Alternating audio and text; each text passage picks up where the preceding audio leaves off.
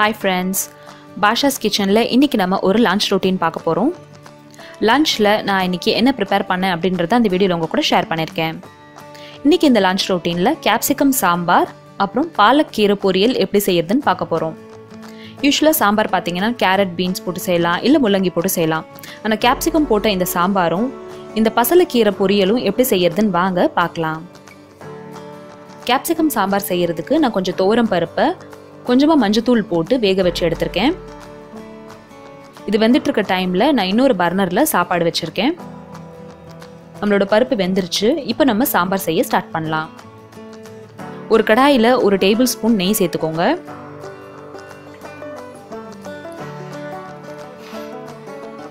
ஒன்னுல இருந்து 2 table spoon கடலெண்ணெய் சேர்த்துக்கோங்க. கேப்சிகம் சாம்பாருக்கு நான் கொஞ்சமா நெய் விட்டுருக்கேன். ஏன்னா சாம்பார் ரொம்ப நம்மளுக்கு காரம் இல்லாம இருக்கணும், அதனால.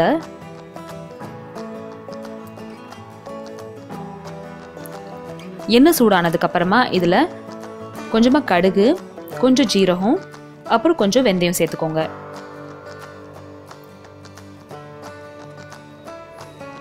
கடுகு நல்லா பொரிஞ்சதுக்கு அப்புறமா நறுக்கி எடுத்து வச்சிருக்கிற 1.5 வெங்காயம் இதுல நான் சேர்த்துக்கிறேன்.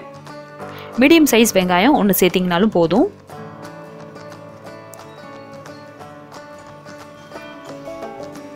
ஒரு 4ல இருந்து 5 நிமிஷத்துக்கு வெங்காயத்தை நல்லா வதங்க விடுங்க. வெங்காயம் இந்த அளவு வதங்கினதுக்கு அப்புறமா தக்காளி சேர்த்துக்கலாம். 2 சின்ன சைஸ் தக்காளி இதுக்கு நான் சேர்த்திருக்கேன். 2 பச்சை மிளகா, அப்புறம் கொஞ்சம் கருவேப்பிலை சேர்த்துக்கோங்க. பச்சை மிளகா கீரி போடாம நீல நீளமாவே சேர்த்துக்கோங்க. ஒரு 2ல இருந்து 3 நிமிஷத்துக்கு இதையும் நல்லா வதங்க விடுங்க. வெங்காயம் தக்காளி வதங்கிட்டு இருக்க டைம்ல நான் பசலக்கீரையை நல்லா கட் பண்ணி எடுத்து வச்சுக்கிறேன். இந்த பசலக்கீரை யூஸ்வலா பாத்தீங்கன்னா நீங்க வெறும் செஞ்சீங்கன்னா கொஞ்சம் விழுவிழுன்னு இருக்கும், குழந்தைங்களுக்குலாம் சாப்பிட்றதுக்கு பிடிக்காது. ஆனா நீங்க உருளைக்கிழங்கு போட்டு செஞ்சு பாருங்க, ரொம்ப டேஸ்டியா இருக்கும், விழுவிழுன்னு இருக்காது. இந்த கீரை பொரியலுக்கு தேங்காய் போடவும் அவசியம் இல்லை. வெங்காயம் தக்காளி இந்த அளவு வதங்கினதுக்கு அப்புறமா நம்ம நறுக்கி எடுத்து வச்சிருக்கிற குடமிளகா சேர்த்துக்கலாம். ஒரு குடமிளகா இதில் நான் சேர்த்துருக்கேன். மீடியம் சைஸா அதை கட் பண்ணிக்கோங்க, ரொம்ப சாப் பண்ணி சேர்த்துக்க வேண்டாம்.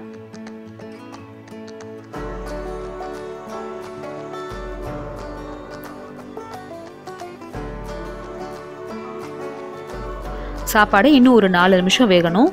ஸோ வேக விடலாம்.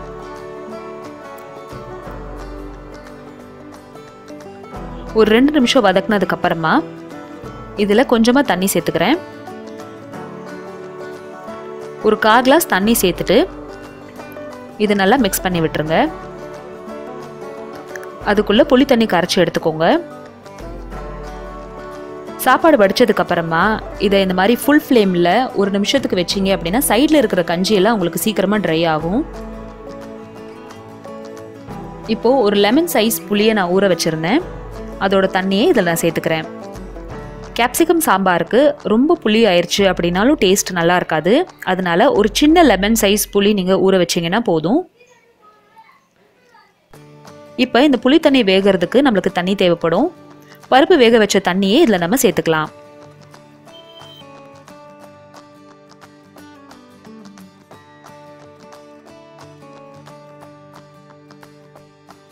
ஒரு மத்து வச்சு இந்த பருப்பை நல்லா மசிச்சு விட்டுக்கோங்க.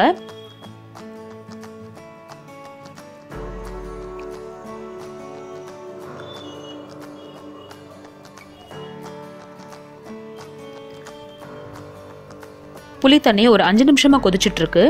அடுத்து இதுல நம்ம சாம்பாருக்கு தேவையான மசாலா சேர்த்துக்கலாம். 1 டீஸ்பூன் இன்ஸ்டண்டா அரைச்ச இந்த சாம்பார் பொடி நான் சேர்த்துக்கிறேன்.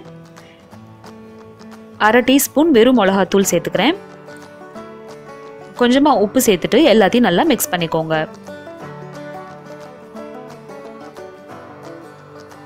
இப்போ இந்த மசாலாவோட சேர்த்து இந்த புளி வாசனையெல்லாம் போனதுக்கு அப்புறமா நம்ம இதுல பருப்பு சேர்த்துக்க போறோம்.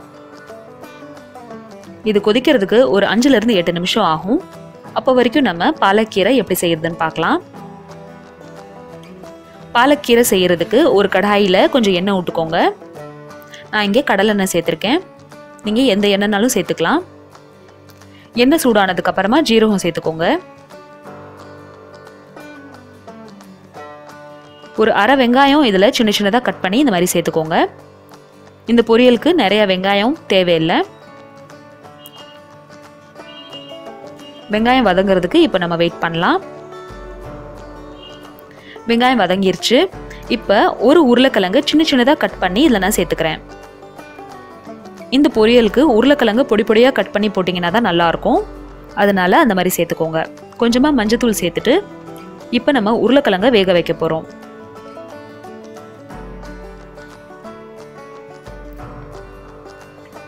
லிட் க்ளோஸ் பண்ணி ஒரு 5-7 நிமிஷத்துக்கு உருளைக்கிழங்கு வேகிற வரைக்கும் வெயிட் பண்ணலாம். நீங்கள் கடாயில் செய்கிறீங்க அப்படின்னா கொஞ்சம் தண்ணி விட்டு கூட உருளைக்கிழங்கை வேக விடலாம். இப்போது சாம்பாருக்கு தேவையான இந்த பருப்பை இதில் நான் சேர்த்துட்றேன். புளி வாசனையெல்லாம் நல்லா போயிடுச்சு. ஸோ பருப்பு சேர்த்துக்கிறதுக்கு முன்னாடி புளி வாசனை இல்லை அப்படின்றதையும் கன்ஃபார்ம் பண்ணிக்கோங்க. பருப்பு சேர்த்துட்டு கொஞ்சமாக நான் தண்ணியும் சேர்த்துருக்கேன். ஒரு 5 நிமிஷம் கொதிக்க விட்டிங்கன்னா இந்த மாதிரி ஆயிரும். இப்போ பாருங்கள், நம்மளோட கேப்சிகம் சாம்பார் ஆல்மோஸ்ட் ரெடி ஆயிடுச்சு.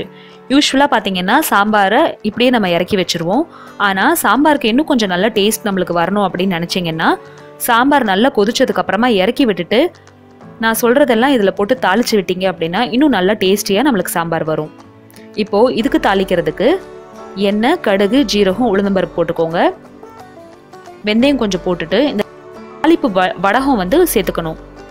வெங்காய வடகம் தாளிக்கிறது இருக்கும் இல்லையா, அதை நீங்கள் சேர்த்துக்கிட்டிங்கன்னா ரொம்ப நல்ல டேஸ்டியாக இருக்கும். கொஞ்சம் இதில் கருவேப்பிலை, கொத்தமல்லி, அப்புறம் பெருங்காயம் சேர்த்துருக்கேன். இந்த மாதிரி நீங்கள் சாம்பார் தாளிக்கும் போது சாம்பார் நல்ல டேஸ்டியாகவும் நல்ல ஃப்ளேவராகவும் இருக்கும்.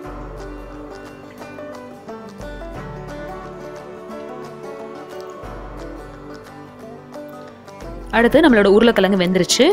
இப்போ இதில் நம்ம நறுக்கி எடுத்து வச்சிருக்க பசலைக்கீரையை சேர்த்துக்கலாம். பசலைக்கீரை யூஸ்வலாக பார்த்தீங்கன்னா கூட்டு மாதிரி செய்யலாம், அப்படி இல்லைன்னா தேங்காய் போட்டு செய்யலாம்.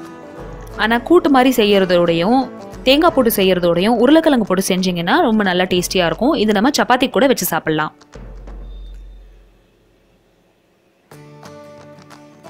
இந்த கீரை வேகிறதுக்கு ரொம்ப டைம் ஆகாது. கரெக்டாக 4-5 நிமிஷத்தில் இந்த கீரை வெந்துடும். கொஞ்சமாக அதில் தண்ணி தெளித்து விட்டுட்டு இப்போ நான் லிட் க்ளோஸ் பண்ணி விட்டுற போகிறேன். ஒரு 4 நிமிஷத்துக்கு அப்புறமா இதை ஓப்பன் பண்ணலாம். பாருங்கள், 4 நிமிஷத்துக்கு அப்புறமா நல்லா வந்து கீரை நம்மளுக்கு சுருங்கிருச்சு. எப்பயுமே கீரை செய்யும்போது கீரை ஒரு 4 நிமிஷம் வெந்ததுக்கு அப்புறமா அதில் நீங்கள் உப்பு சேர்த்துக்கோங்க. கீரை நிறைய இருக்கும்போது உப்பு சேர்த்துக்கிட்டிங்கன்னா நிறைய உப்பாயிரும். அதனால ஒரு 4 நிமிஷம் வேக விட்டுட்டு அதுக்கப்புறமா அதில் நீங்கள் உப்பு சேர்த்துக்கோங்க. இப்போ காரத்துக்கு ஏற்ப மிளகா பொடி சேர்த்துக்கிறேன். வெறும் மிளகாத்தூள் நான் இதில் சேர்த்துருக்கேன். எல்லாத்தையும் நல்லா மிக்ஸ் பண்ணிவிட்டு ஒரு 2-3 நிமிஷத்துக்கு இதை மறுபடியும் வேக விடலாம்.